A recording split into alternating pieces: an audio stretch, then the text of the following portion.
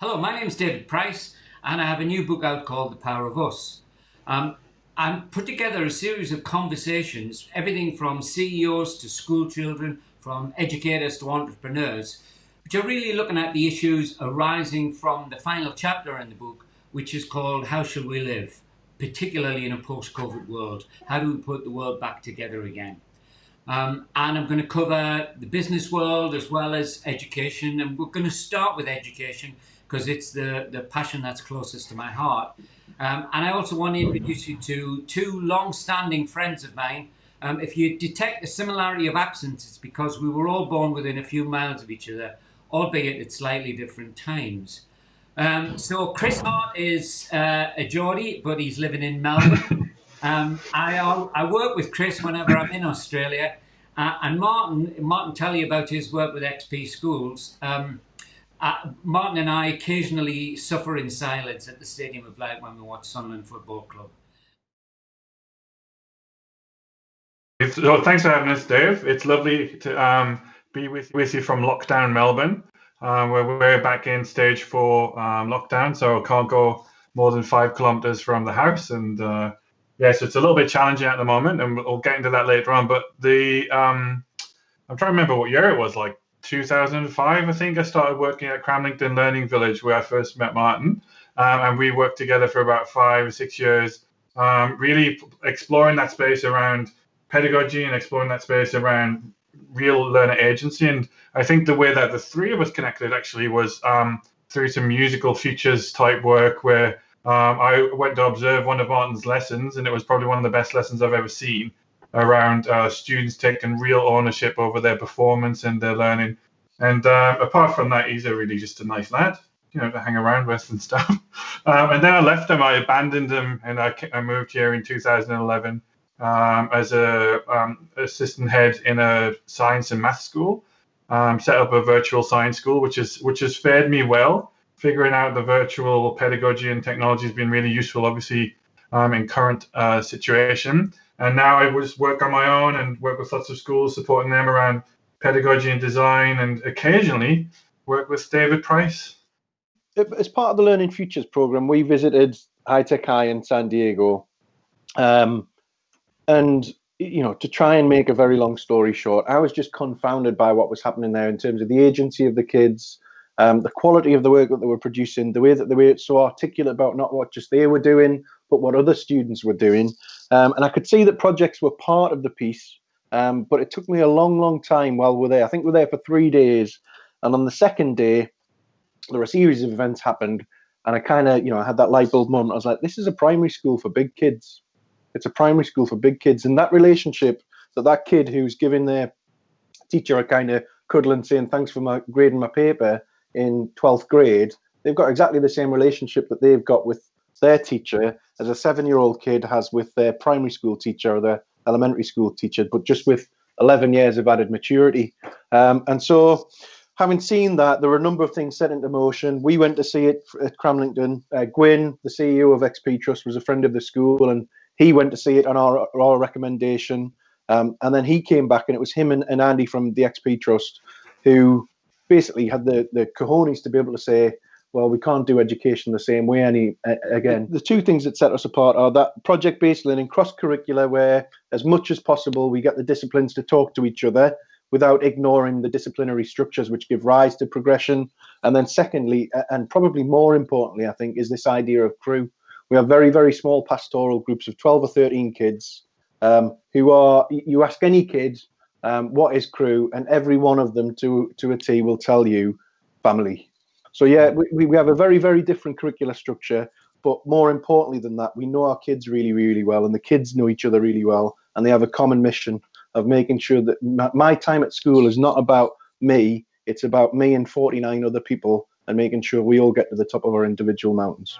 There were so many different things I could tell you about how blown away I was by the agency at XP, but the one which I was telling 400 Victorian educators, so I was running a webinar yesterday around agency in lockdown, and I, one of the stories I always tell is this assembly that I went to at XP. And I remember Andy said to me, "Oh, we're going to go into the kind of the community meeting."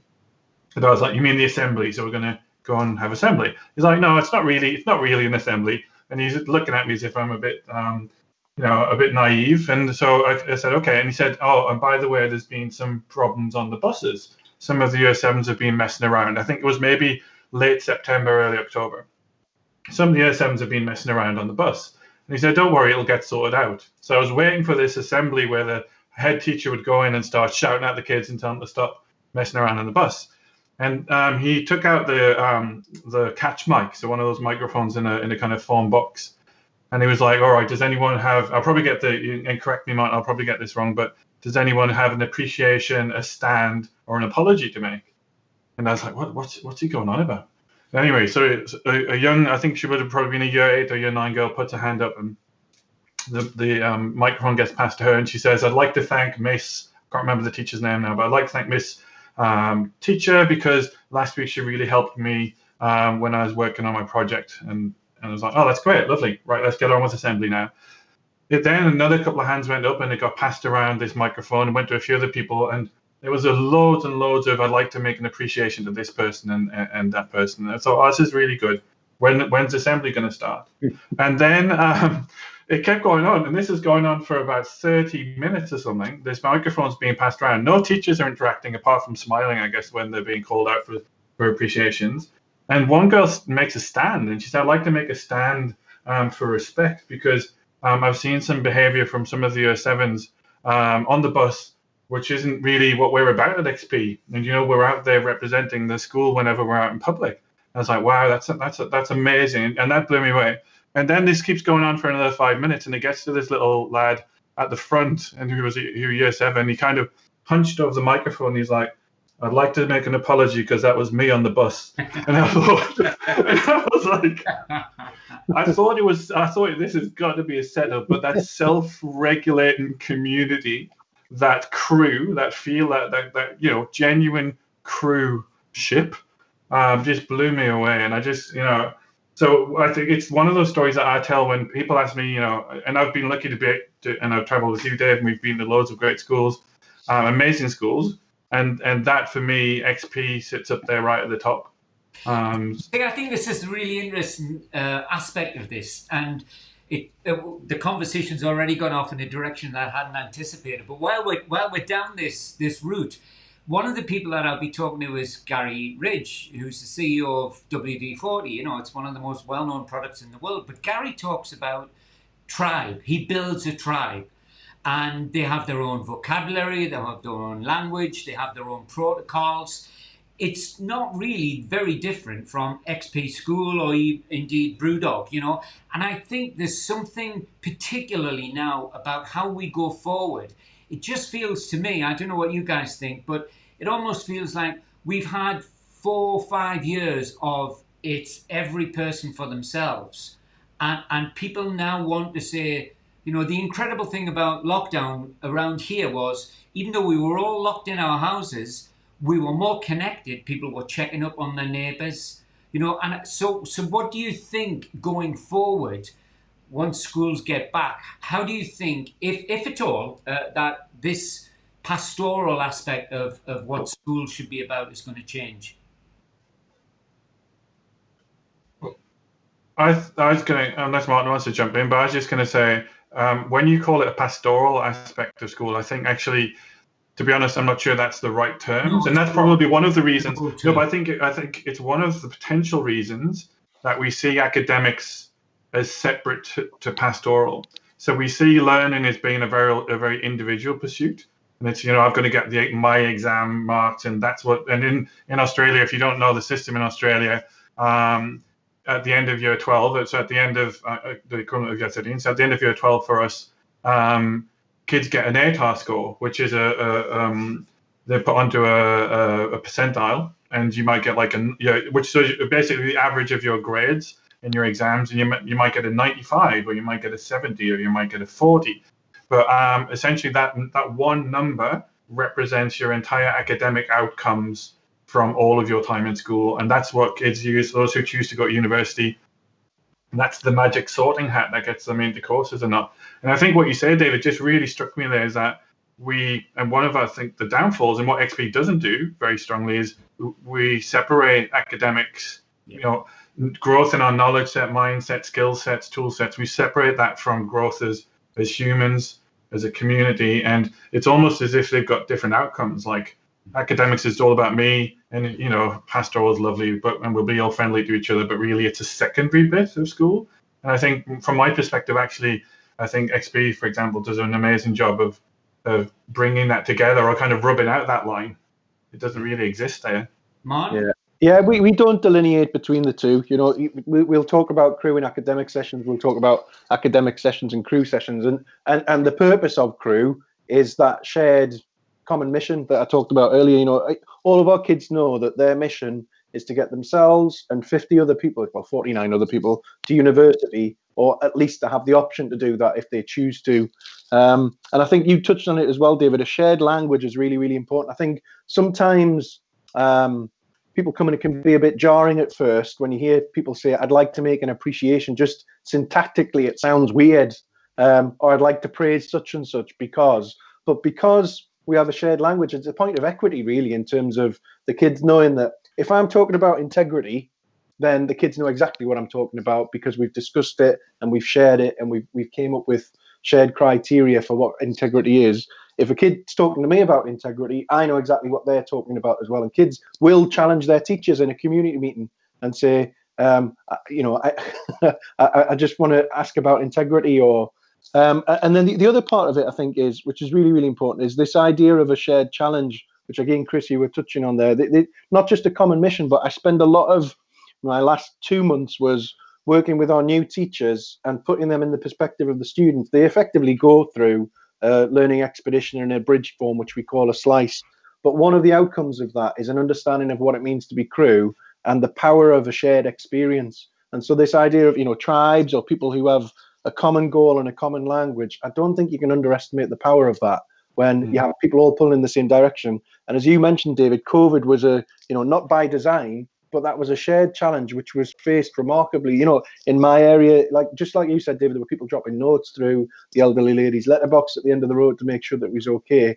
When you put the pressure on people, by and large, whether they're young or old, they'll respond in the right way. And that's what we try and do. We give kids a sense that they are important because their work is important. And we give them a sense that they belong to this community because it's theirs and they have a chance to shape it. And they see that through the community meetings and through the conversations that they have in crew. And so how do you think that will change, if at all, once kids are back and a sense of normality resumes?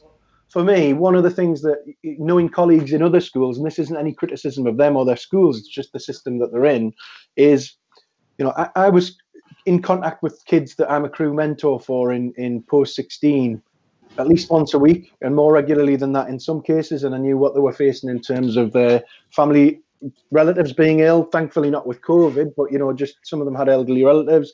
I know some of them who are still dealing with grief. I know that some of them are just really struggling because they haven't got a brilliant internet connection or whatever. And I think it's just exacerbated that you really, really, to get the best out of your kids, you need to know them. And the structures that we have in secondary schools, especially for knowing our kids, just are completely inadequate.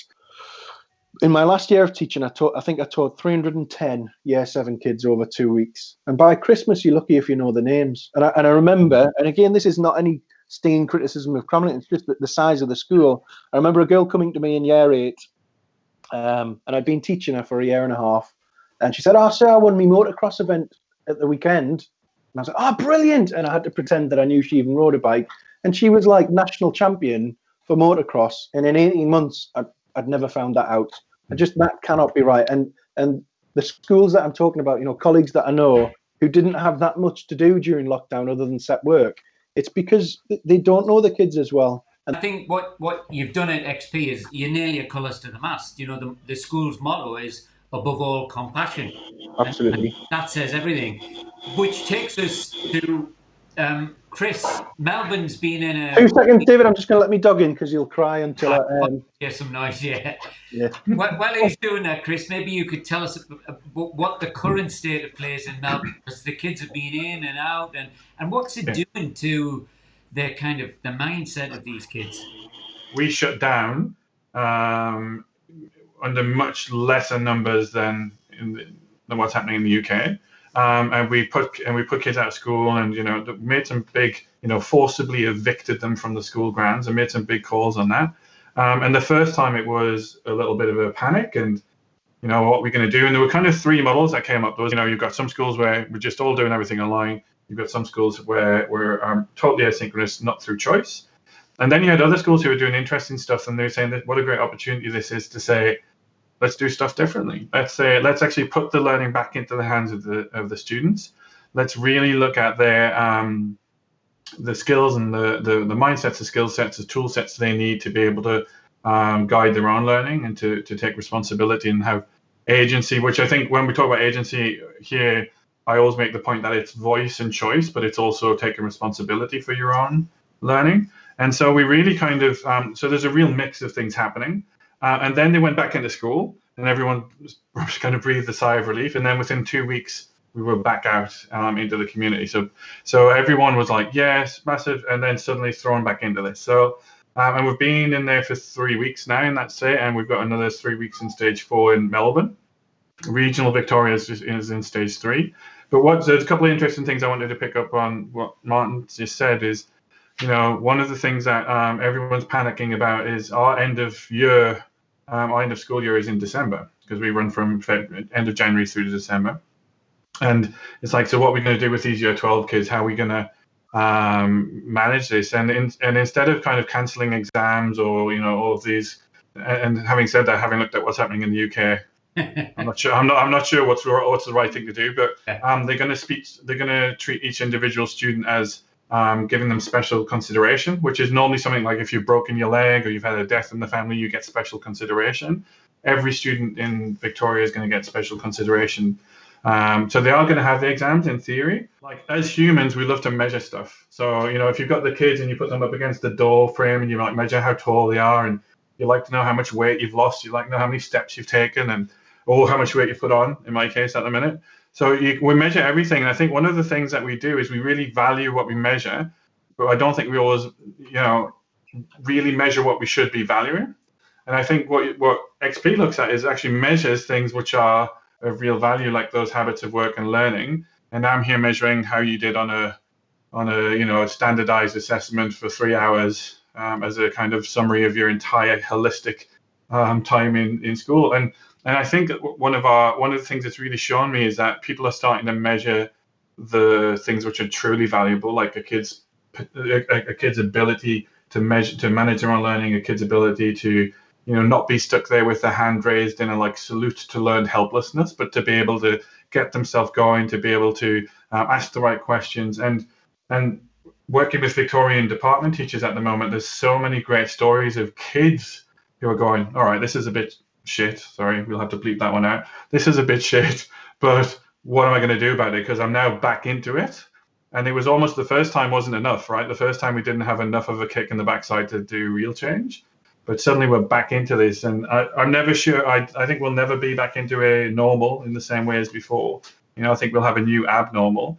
And if it empowers kids, then great. I know there's some awful sides, there's some awful sides to all this, but the empowerment of kids and giving them agency, I think, is a real positive. I agree, and I think that tension between measuring what you value and valuing what you measure, it was really brought home to me. One of the young people that I'll be interviewing later on is a 17-year-old from Seattle called Avi Schiffman, and Avi looked at America and thought, this is a bit shit.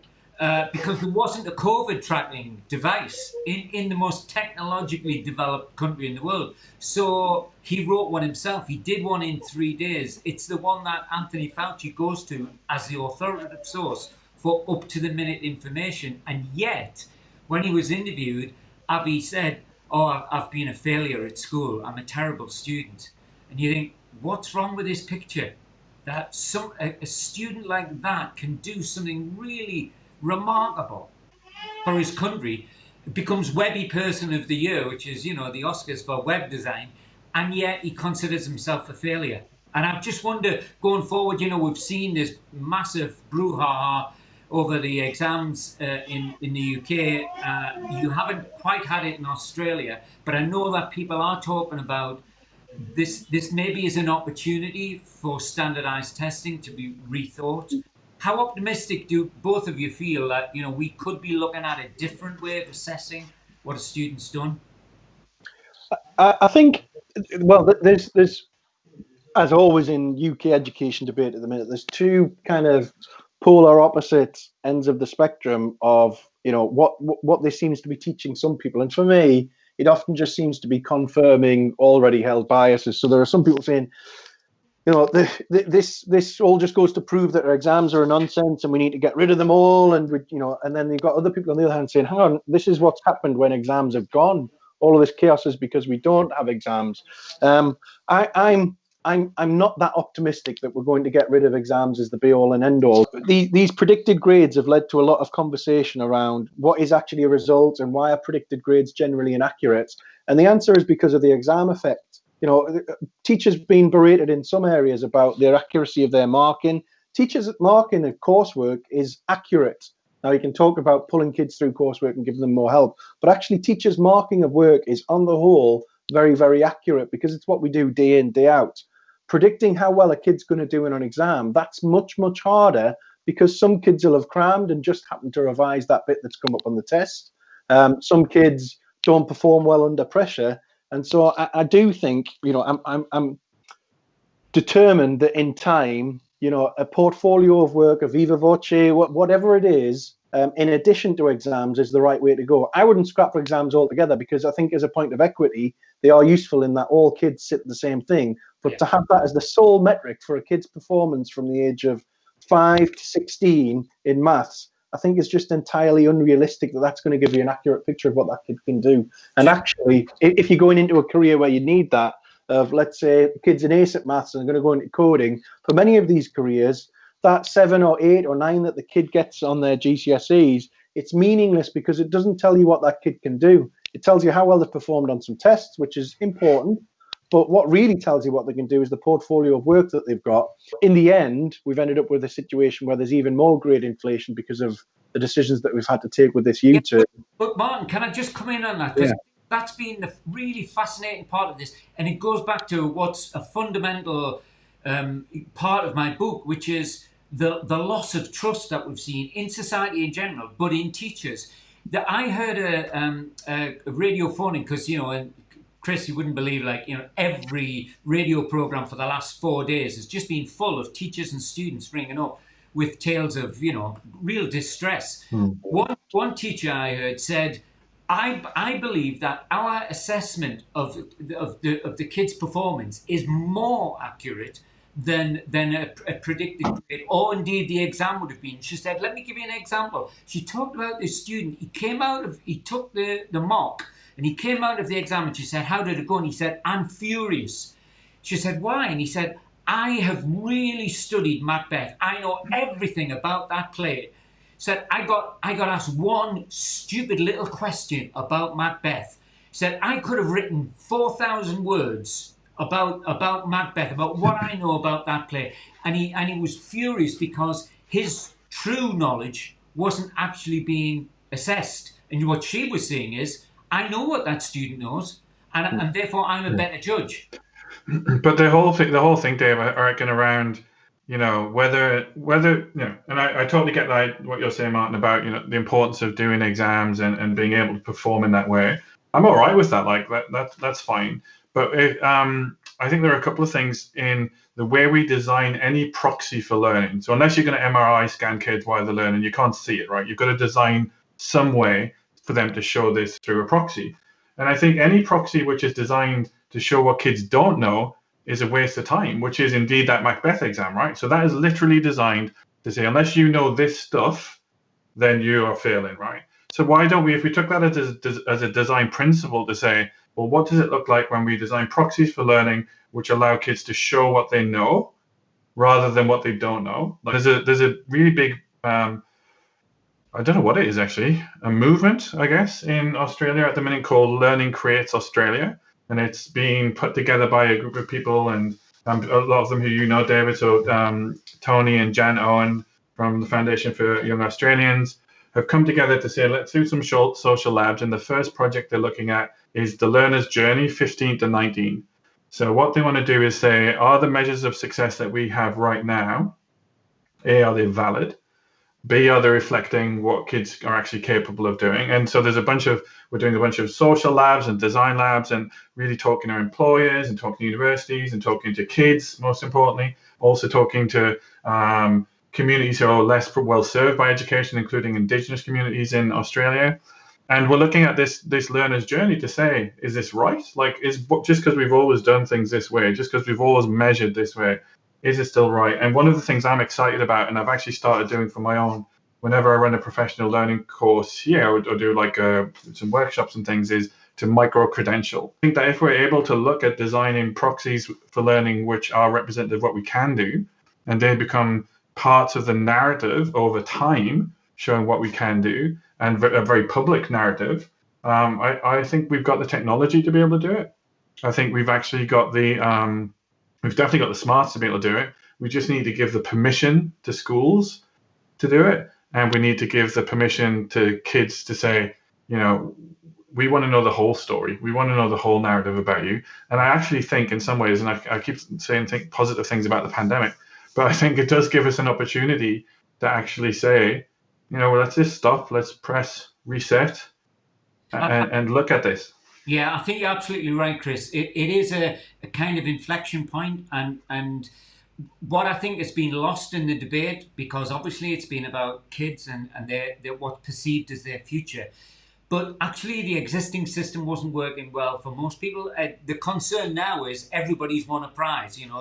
The grade inflation means kids are walking away with higher grades than perhaps they would have got in a more typical year. Personally, I couldn't care less. What those kids have gone through in a year is just unbelievable. They should all have a bloody medal, Dave, just for getting through the year. You know what I mean? It's like all of the stuff that is happening in those kids' lives and all of our lives, right? All in terms of impact on our mental health, impact on our, the way we view the world. Like, they all deserve a bloody medal. Never mind, we're interested in whether or not they got a 7 instead of a 6 or whatever measure we use now. But I think the concern that's being expressed now is, employers will devalue the use of exams. They already were. I'll put up a graph later on which shows that the number of employers that look at students' qualifications has fallen from somewhere around about 75% to about 50% now, in some cases less than 50%.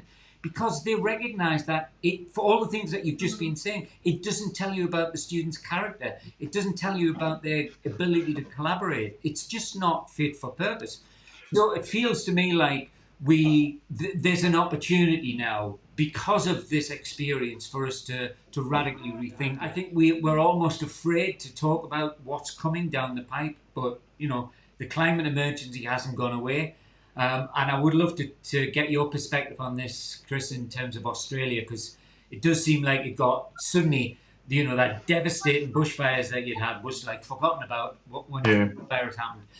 I guess what my question to you guys is, what would a curriculum that prepares our students to A, exercise this newfound agency, and B, help them get through what's going to be a horrendous couple of decades in terms of economics. What would a new curriculum look like? I think for me, it's that I've seen a lot of schools talking about activism, and I'm careful with that language because I think it's quite loaded in terms of connotations of that, especially with older members of the community who kind of see that as a bit of a threat. But I definitely think one of the things that we have as a strength at XP is giving kids agency for positive change. And I think that will be the language that I would use, is make sure the kids understand that they can have an impact. In terms of employment, you're right. One of the things that we're doing with the Edge Foundation is really beefing up our careers education, because there is a disconnect between what employers say they want and what they're able to prove through these numbers on exams. But that idea that kids seeing that their work is important and having an impact, that's one of the reasons that I fell into this kind of curriculum structure, is reading before we went to Harte, reading An Ethic of Excellence. I was just struck by the fact that how many kids have been changed by the way that Ron structures his curriculum and his colleagues did at Shutesbury. You know, when a kid at XP goes to the Age UK Centre and listens to somebody tell stories who's got dementia and teases out from them what it is about their life that's been important, then writes a narrative for them and then reads it back to them, and then you see tears in the eyes and the relatives are crying. That changes a kid forever. That changes a kid forever. And that's really, really important in terms of the structure of our curriculum, is that kids understand that they're important because their work's important, and their work is important because it can affect positive change. Absolutely. Chris, what's the view in Australia? So I mean, we're in a fascinating space in Australia because, unlike the UK, we do like the UK have national curriculum, but we also have a national curriculum, and then because we're a federalized country, we also have state curriculums, and everyone loves a curriculum, and I'm slightly over them, to be honest, because the curricula that we have in Australia are highly loaded with very specific knowledge, and I'm very much like Martin, and we've talked about this before in the past. There are people who bash knowledge, like, oh, you just need skills, 21st century skills, etc., etc. But actually knowing stuff is really important. But what it does, it at the expense of everything else. And there are things like cross-curricular priorities. One of the cross-curricular priorities in the Australian curriculum is actually around sustainability. And do we ever really do it? No, because we're too focused in on the domain-specific stuff, and we don't measure the cross-curricular capabilities. And what that means, and is basically where they're going, well, it's lovely, it's a nice to have, but it's not the core thing we measure. And it comes back to that thing about measuring. We measure what we truly value, then we should be measuring things like those capabilities and cross-curricular things. So I'm actually I'm going to forget about curricula, and I'm going to say, rather than curriculum, I think we should be looking at design principles. And I've been, from your work, David, which I've always, as you know, always been a massive fan of and really respect your work. The stuff that's happening at XP. I mean, the books that I've got on my desk at this moment in time are like that one, How We XP, which I'm sure you've all seen. Yours is on the shelf just there, Dave. Don't worry. They're all there.